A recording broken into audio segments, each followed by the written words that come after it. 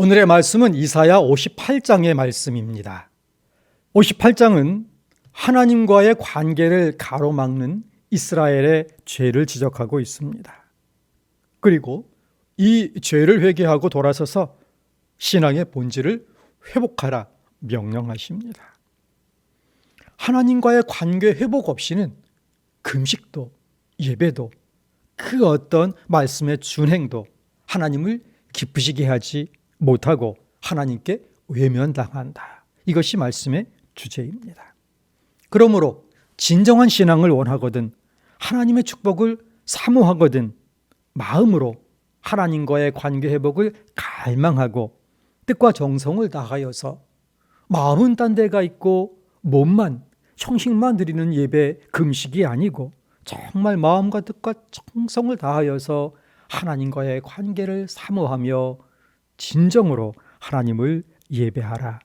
일상의 삶 속에서 단지 벌 받을까 봐 두려워하며 이 말씀 어긋날까 봐 초조해하는 것이 아니고 구원의 감격과 기쁨 가운데에서 하나님을 모시고 주님을 모시고 동행하는 가운데 이 말씀이 자연스럽게 실현되게 하라 하는 겁니다. 즉 삶의 예배를 드려라 말씀하고 있습니다.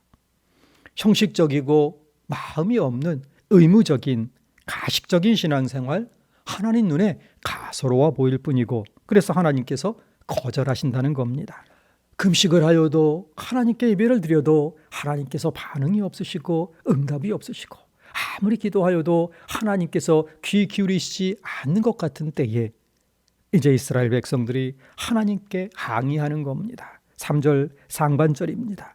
우리가 금식하되 어찌하여 주께서 보지 아니하시오며 우리가 마음을 괴롭게 하되 어찌하여 주께서 알아주지 아니하시나이까. 하나님께서 이사야 선지자를 통하여 대답해 주십니다. 3절 하반절 말씀입니다. 보라, 너희가 금식하는 날에 오락을 구하며 온갖 일을 시키는도다. 금식의 목적과 뜻은 잊어버리고 형식만 지키는구나. 너는 금식한다고 하면서 슬퍼 참회하지 않고 오락거리를 찾고 여흥거리를 찾고 너는 금식한다고 하면서 내 밑에 있는 사람들에게는 온갖 일 다 시켜서 그들이 하나님을 찾고 예배하고 금식할 기회를 뺏어버리는구나. 그러니 어찌 내가 내 금식을 인정할 수 있겠느냐? 어떻게 너의 기도를 내가 받을 수 있겠느냐? 말씀하는 겁니다. 유다 백성들이 놓쳐버린 금식과 기도와 예배의 진정한 정신, 목적 이것을 회복하지 않는다면 외면하시겠다, 응답하시지 않겠다 말씀하시는 겁니다. 금식한다고 하면서 이웃에게 고통을 주고 예배한다고 하면서 이웃에게 해를 끼친다면 그 종교적인 예식이 나에게 무슨 의미가 있겠느냐 하나님께서 말씀하시는 겁니다. 그러므로 참된 금식 이것은 철저한 회개, 약한 자와 가난한 자, 이웃에 대한 멸시와 압제를 멈추고 하나님의 자비, 하나님의 공의, 하나님의 사랑이 그들에게 흘러가게 하는 것이다. 하나님의 자비를 구하면서 자기 영향력 아래에 있는 사람들에게 자비를 행하지 않는다면 이것은 얼마나 이기적이고 모순적이고 가식적인 종교이냐 말씀하고 있는 겁니다. 그리고 진정한 예배자의 자세를 우리에게 가르쳐 주십니다. 6절의 말씀입니다. 내가 기뻐하는 금식은 흉악의 결박을 풀어주며 멍에의 줄을 끌어주며 압제당하는 자를 자유하게 하며 모든 멍에를 꺾는 것이 아니겠느냐.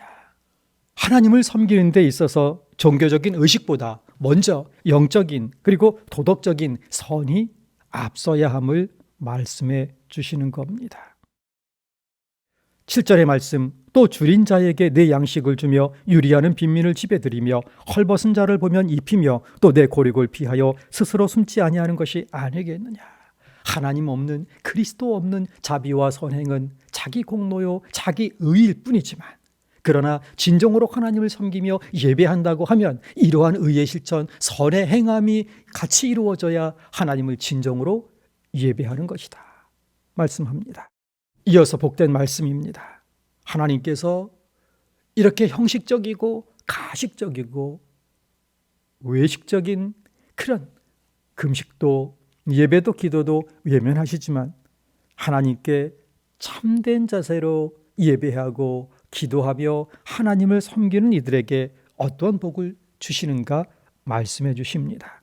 내 위선적인 종교생활, 가식적인 신앙생활을 청산하고 신앙의 본질을 회복하며 진정으로 진실되게 몸과 마음 다하여 내 삶으로 나를 경배한다면, 내 삶으로 나를 예배한다면 내 기도를 들어주겠다 말씀하시는 겁니다. 8절 말씀입니다.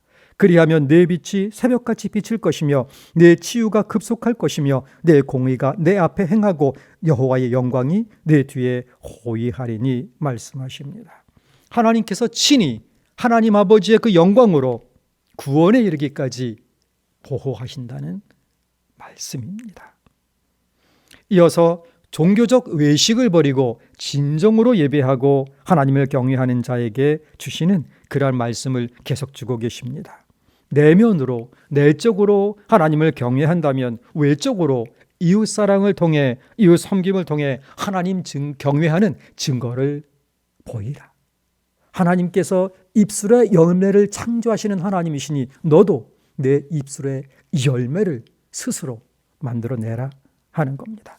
말로만 하지 말고 행하라 하는 겁니다. 언행일치를 넘어서 신행일치의 삶을 살라 하는 것입니다. 그저 사람들에게 보이기 위한 것이 아니고 폐부까지도 꿰뚫어 보시는, 중심을 보시는 하나님 앞에서 신행일치, 코람데오, 하나님 존전에서 신행일치의 삶을 살며 하나님께 예배할 때 이것이 진정한 참된 하나님이 받으시는 예배요 기도가 된다 말씀하는 겁니다.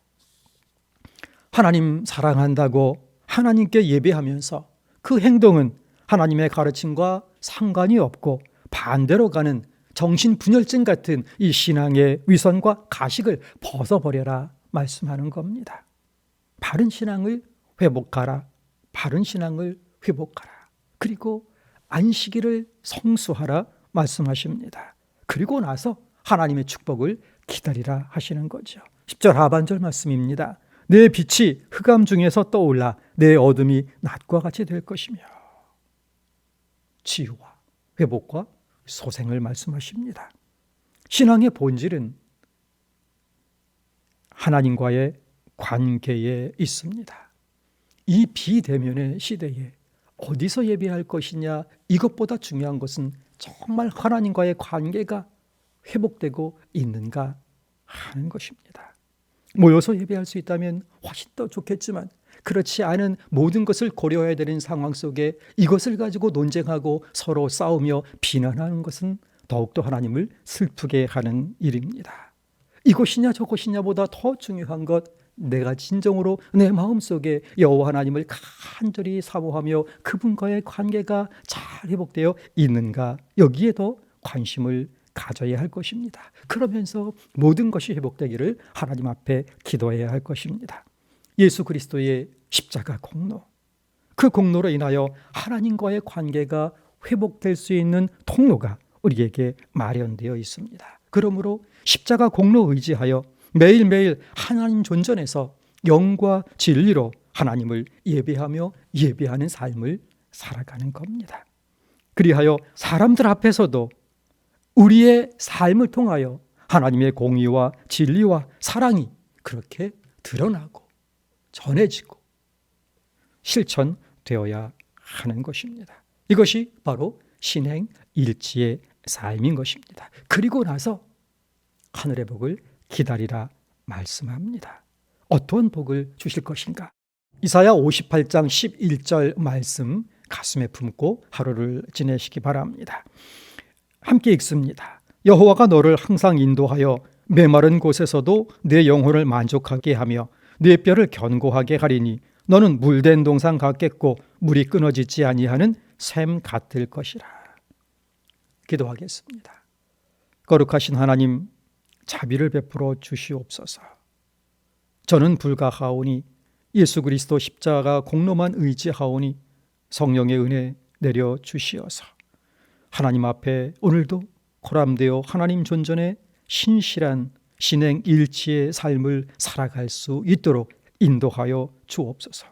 하나님 앞에 또 사람 앞에 저 스스로 앞에 부끄럽지 않은 신행일치의 삶을 살아가도록 성령의 능력으로 인도하여 주옵소서. 하나님, 하나님의 백성들의 뼈를 견고하게 하시고 물된 동산 같게 하시고 물이 끊어지지 않는 삶 같도록 하나님 은혜 충만하게 내려주시고 회복하시고 보호하여 주옵소서. 감사드리오며 예수 그리스도의 이름으로 기도하옵나이다.